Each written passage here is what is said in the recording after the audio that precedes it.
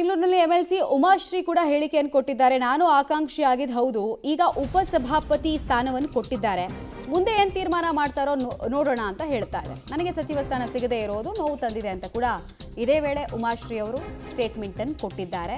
ಅದರ ಅರ್ಥ ಈಗ ಸಿಕ್ಕಿರೋ ಸ್ಥಾನ ತೃಪ್ತಿದಾಯಕವಲ್ಲ, ನನಗಿನ್ನೂ ದೊಡ್ಡದು ಹೆಚ್ಚಿನ ಅವಕಾಶ ಕೊಡುವಂತಹ ನಿರೀಕ್ಷೆಯಲ್ಲಿದ್ದೀನಿ ಅಂತ ಮೆಸೇಜ್ ಪಾಸ್ ಮಾಡ್ತಿದ್ದಾರೆ.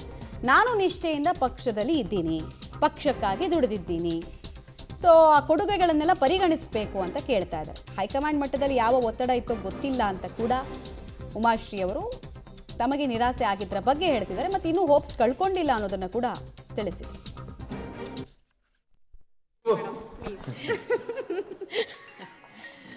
ಮೇಡಮ್, ನಿಮ್ಮ ಹೆಸರು ಓಡ್ತಿದೆ, ನೀವು ಆಕಾಂಕ್ಷಿ ಅಲ್ಲದೆ ಹೋದ್ರೂ ಸೀನಿಯರ್ಗಳು ನಿಮ್ಮ ಹೆಸರು ಹೇಳ್ತಿದ್ದಾರೆ ಅನ್ನುವಂತಹದ್ದು ಏನು ಹೇಳ್ತೀರಾ?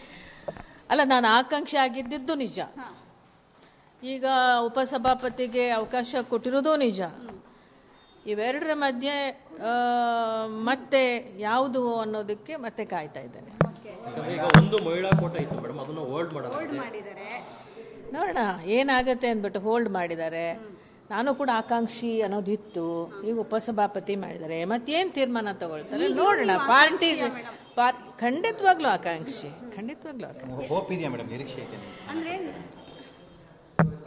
ನಮ್ಮ ಪಕ್ಷ ನನಗೆ ಅವಕಾಶ ಮಾಡಿಕೊಡ್ಬೋದು ಅನ್ನೋ ನಿರೀಕ್ಷೆ ಇದೆ.